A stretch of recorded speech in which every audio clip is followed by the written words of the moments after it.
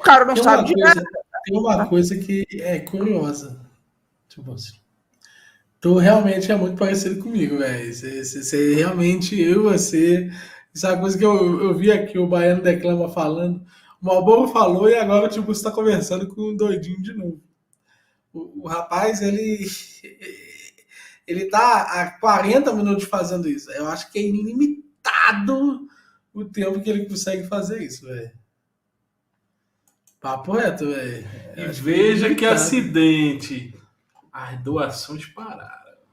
Isso é verdade, porque realmente o cara sozinho conseguiu levar o assunto para onde ele queria. É só ele repetir muitas vezes a burrice que ele quiser. Mas assim, mas é tradição isso do Cicleton. Depois da primeira hora, as doações param. Mas porque, realmente, se isso acontece, se o cara consegue levar, falando uma coisa boa, ele consegue levar o assunto, esse cara vai falar um infinito. Esse cara tá discutindo sozinho durante muito tempo, velho.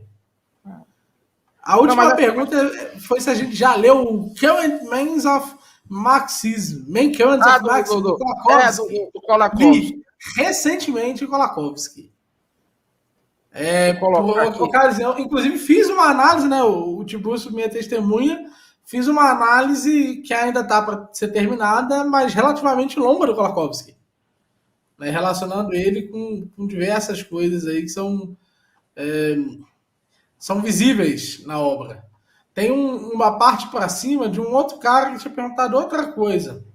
Eu acho que ele tinha perguntado... Aqui, ó. Por que os comunas dizem não fazer juízo de valor? Porque eles assumem uma acepção de científico que é uma... Aliás, deixa eu só falar do Kolakowski primeiro. O Kolakowski é um autor maravilhoso. O Kolakowski, ele tem uma obra maravilhosa. Ele demonstra efetivamente como o tipo de visão sobre o marxismo, ético marxismo, de fato trata o trabalho quase como uma virgindade sacra, né, no sentido mais claro da coisa. Quando você trabalha, você está vendendo o seu corpo da mesma forma que a prostituta, quando se relaciona com o cara, está dando seu corpo, no mesmo sentido mesmo, no sentido de uma pureza sendo entregue, uma pureza sendo vendida, e o absurdo do vender isso. E todas as suas teorias emanam daí. Então, o que o Kolakowski faz é genial. E ele demonstra, quando ele vai para os outros autores, ele demonstra que existem duas grandes vertentes. Você vai concordar comigo, tipo, ele mostra que existem duas grandes vertentes. A vertente do Engels, que é a que hoje se assume como sendo o marxismo, e a vertente original do Marx.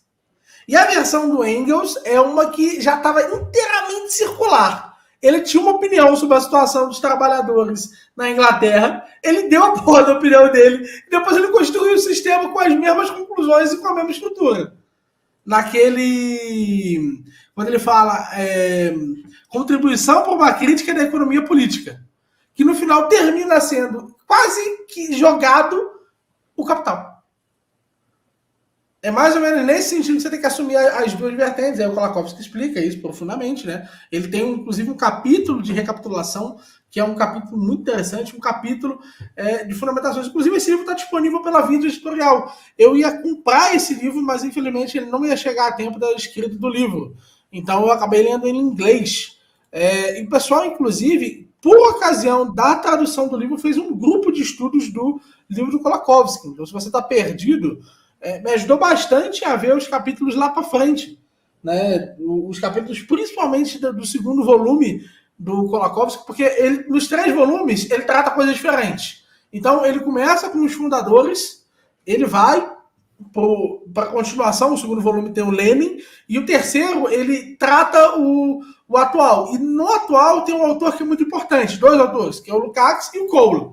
O Cole do ponto de vista da economia e o Lukács do ponto de vista da filosofia. O Cole, ele vai terminar no que a gente chama de marxismo intratemporal lá na frente, que é aquele marxismo que trata a economia baseada em 2 princípios gerais, né? A tecnologia através da inovação e os status econômicos de determinado povo, que aí trata aquela famosa economia do mundo subdesenvolvido. E do ponto de vista filosófico, que é uma estrutura bem hegeliana, tomando a origem marxista, e uma estrutura profundamente voltada a estudos de ética e de coisas que foram culminando no mundo filosófico. Então, essa demonstração ela vai ser exportada lá para o livro 3, e isso também vai terminar em duas correntes completamente diferentes. Tô errado, meu amigo Tiburcio? Não, tá errado não. Que inclusive é o seguinte, o Kolakowski, ele é um dos críticos que mais entende esses aspectos gnósticos e místicos do marxismo, dos quais, certo?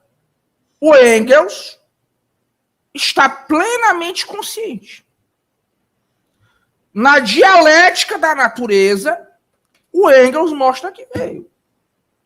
Tá lá. Não só isso. No Sagrada Família. Sim. A crítica deles ao Bauer é uma crítica já de origem gnóstica. Sim. Lá na conclusão do 1, ele mostra. Sim. Ele diz lá, na dialética da natureza, a matéria é o Deus decaído. Lembrando muito o epicurismo. Sim. Mostrando que o Olavo não estava doido. Sim. Inclusive, a gente descobriu, né, que o Olavo leu o Kolakowski depois. Sim. Sim. Leu. Ele recomenda a leitura do Kolakowski. Né? Ele já tinha lido lá no 90. Sim. Não, quando o livro do Kolakowski saiu, quando os livros dele saíram no Ocidente, ele logo foi chamado para lecionar nas universidades do Ocidente inteiro. Certo? Que ele estava na Polônia, ele era original do Partido Marxista. Essas obras foram febre no Ocidente inteiro. Né? A obra do Kolakowski. Né? Mas ele foi um dos críticos mais eruditos do marxismo. É isso. Próximo. Qual a opinião do senhor sobre os filmes do Kubrick? Pode falar eu vi o Laranja Mecânica. E eu gostei. Eu achei profundamente inquietante. E eu achei que as cenas eram... Principalmente aquela cena da violência com a mulher. São cenas assim que são de violência desnecessária. E eu senti que a maior parte das cenas tinha uma intenção de criar uma tensão de realmente desencontro. É a primeira vez que eu senti num filme desencontro. Eu já havia sentido um certo nível de desencontro com aquele Dr. Caligari, mas o Laranja Mecânica é desencontro a parada toda. Você realmente... Eita porra. É a sensação do eita porra o tempo todo.